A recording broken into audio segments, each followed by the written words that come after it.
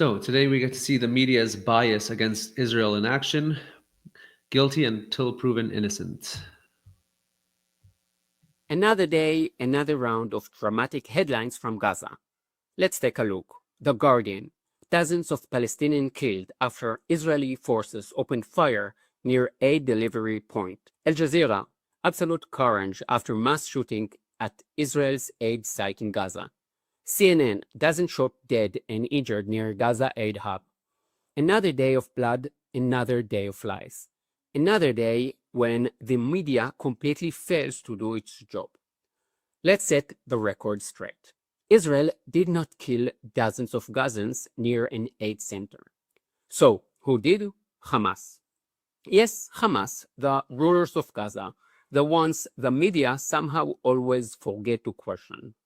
Throughout this war, Israel has been transferring humanitarian aid into Gaza. That, in itself, is unprecedented.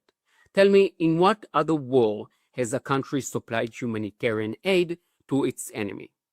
But Hamas hijacked that aid. They didn't distribute it to their own people. Why? Because they want to claim there is a famine. That narrative serves them. So Israel, together with the United States, tried something different. Instead of handing aid to Hamas, they began distributing it directly to civilians. Hamas didn't like that. So what did they do? They sent gunmen. Armed Hamas operatives opened fire on Gazans who came to receive food. The videos are clear. The evidence is there.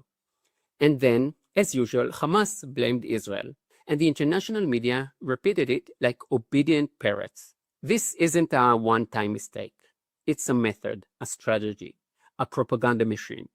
This is how Hamas operates. Kill, lie, blame Israel, and let the headlines do the rest.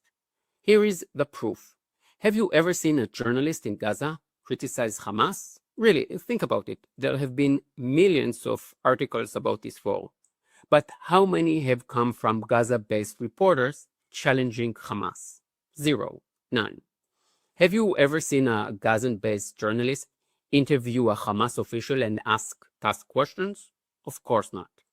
The reporters you see covering Gaza aren't really journalists. They are mouthpieces for Hamas.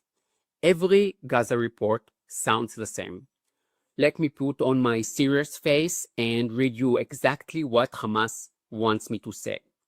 Don't believe me? Prove me wrong. Drop a link in the comments to one investigative report by a Gaza journalist that criticizes Hamas. Just one. For foreign journalists, this is easy. They don't need to investigate, don't need to verify. They just get their dramatic headlines. Israel killed dozens near aid center. How convenient. And it is not the first time.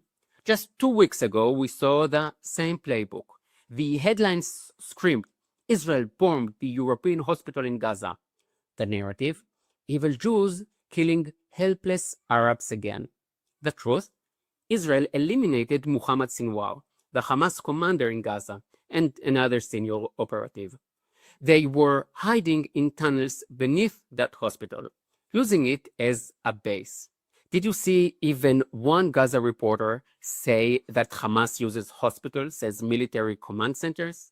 Did you see a single journalist object to Hamas using civilians as human shields?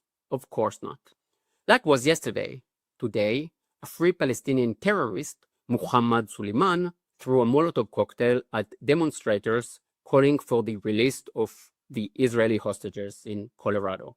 6 people were injured, including an 80-year-old woman who is now in critical condition. Have you noticed the bring the hostages back people don't shoot or stab free Palestine people? The pro-Israeli people never burn down mosques or attack Muslim institutions. The violence, whether it is in Australia, the US, Canada, or Europe, always comes from the Free Palestine side. Hamas shoots Gazans. Free Palestine activists burn hostages' supporters. Those should be the headlines, but they are not. Follow me for more plain and simple truth, the ones the media won't tell you. See you in the next video. Yalla bye. Okay, so there you have that's Oren from Traveling Israel. We see here that anyone who's been following this conflict for the past decade or plus knows that this is a common tactic. They'll take an incident, like within minutes, report the death toll, and then they will sort of retract a few days later after things have wrapped up and everyone's sort of ignored, moved on to the next big thing. So we know that the damage is already done once they report whatever the fact is against Israel, and they'll twist the statistics, they'll leave things out, and then they'll just sort of hand it to the viewer to see, really judge for themselves, with leaving only one possible reaction is that, oh, Israel did it, they're wrong, they're in the wrong, they're killing innocent people. And then a few days later they'll come retract, oh, actually it wasn't right, we messed up, there was something new came about that sort of reverses our initial opinions, and no one's going to listen to that. Obviously the damage has been done. So again, that's their tactic: lie until the lies become truth. And we see this on the university campuses here in America as well. So again, this hurts our image. This creates a very big bias against us and really feeds that echo chamber of hate. And we don't really see that happening when it comes to, Muslim attackers, Islamic attackers, anti-Israel attackers. They'll try to hide their identity. They'll say, oh, they're not really for this cause, they were just a crazy lone wolf. But they won't really attribute to them the damage that can be done to their cause, as opposed to what they do when it comes to Israel. And so, this is the reality we have to deal with. There's not much we can do about this. Again, this is their tactic. This is what they use to get their message across and really build that echo chamber of hate, to the point where, the snowball gets too big that we can't stop it. So that's what we're here for. We're trying to reverse that narrative and really bring the facts out as they are. One thing we can do is increase our social cohesion amongst our own groups. We see that they're using lies to fight against us. We should not resort to those same tactics. We should use truth and spread truth on our platforms, and not really buy into this method, and don't play fire with fire. The truth will always win. It will always come out on top at the end of the day. And this is especially true with, the opinions of the UN, UNRWA, and BBC. We can't change their opinions. So what we can really change is our own actions, how we interact with in amongst our own groups. We know that now Trump and Elon are fighting. This is a very unfortunate reality, but, even in the Jewish groups in Israel, we have our government always, attacking each other, saying hateful comments, very disgraceful comments, making fun of people.